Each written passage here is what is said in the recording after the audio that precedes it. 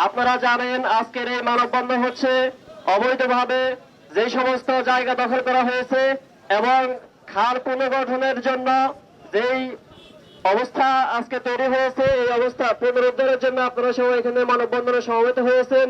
সেজন্য আমি আমার পক্ষ থেকে আপনাদেরকে ধন্যবাদ এবং মোবারকবাদ জানাচ্ছি।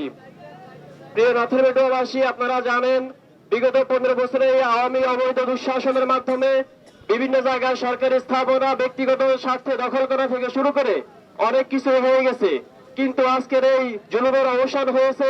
ছাত্র সমাজ দেশের সকল মানুষকে নিয়ে এই সমস্ত দুঃশাসনের বিরুদ্ধে রুখে দাঁড়িয়েছে। আর এই যে অবৈধ ব্যবস্থাপনা আপনারা দেখতেছেন, এগুলো আমরা অন্তর্বর্তীকালীন সরকারের দৃষ্টি আকর্ষণ করছি। অন্তর্বর্তীকালীন সরকার অবশ্যই এদিকে দৃষ্টি আকর্ষণ করবে। অবৈধভাবে যে সমস্ত খাল দখল করা হয়েছে, এটা যাতে পুনরুদ্ধারের মাধ্যমে এই সমাজের মানুষকে শান্তি এনে দিতে পারে, সেজন্য অন্তর্বর্তীকালীন সরকার থেকে শুরু করে সকলের দৃষ্টি আকর্ষণ করছি।